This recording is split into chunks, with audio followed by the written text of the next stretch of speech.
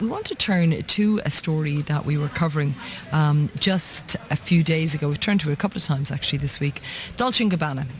Their products have now been pulled from Chinese e-commerce sites as the backlash against a controversial ad campaign for the fashion company grows. You might remember the firm posted videos this week showing a Chinese model struggling to eat pasta and pizza with chopsticks.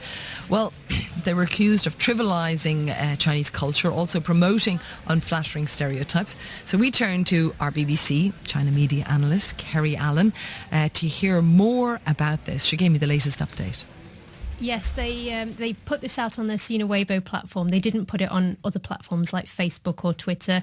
And it shows Dolce & Gabbana, the two main designers, sitting in a big red room, very kind of serious in front of the cameras, and they apologise, say that they didn't want to offend China. They're embracing of Chinese culture, and at the end they say "对不起," which means sorry in Chinese, and it's been viewed over 20 million times. I took a look at it a few minutes ago as well. I mean, they're very sombre, right, sitting side by side. But how has it gone down?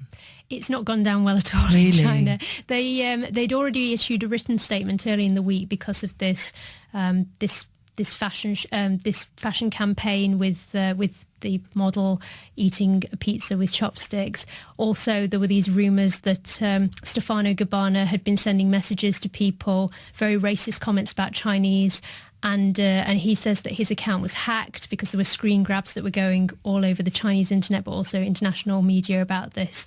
So China was getting very, very angry anyway. But people today online, they've been very critical of this apology. They've seen a lot of these kind of apologies before in China, either activists in detention saying that they're apologising and they appear forced, or there was a incident a while ago with a Taiwanese celebrity who had lost favour with mainland China, and she made an apology in order to regain favour in the country. So people see these as basically like kowtowing to the Chinese government and really kind of saying they're sorry. Oh, so is that what it is? Because I was also wondering whether people were wondering whether it was genuine. I mean, China is a huge market for Dolce & Gabbana. It is. It's something like a third of its profits come from China.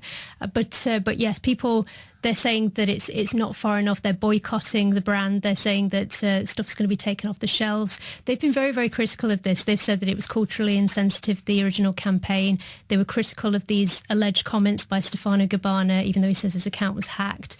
And this is a kind of trend at the moment in China with a lot of boycotts of international campaigns. China's been promoting nationalism a lot this week because the president's been in the Philippines as part of a state visit, and because of the disputed claims over the South China Sea, there's been this big campaign anyway of nationalism. So the fact that this happened the same week, China's been putting out a lot of media commentaries saying that China's not going to be bullied by external forces.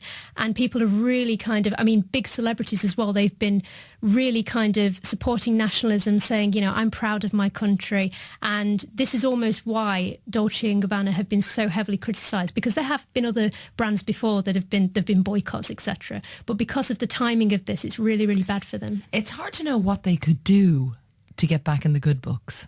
Exactly. And this kind of apology is almost like the main kind of, you know, it literally is almost kind of getting down on the feet of China and saying we're sorry. Like it's, but at the same time, because people in China have seen these kind of confession or apology videos before, that they're almost mocking it. And so, I mean, a lot of people today on Sina Weibo, they've been saying, oh, look at you, you're basically grovelling, trying to get back in the Chinese market. And they're not very accepting of it. And we'll see what happens next, I guess.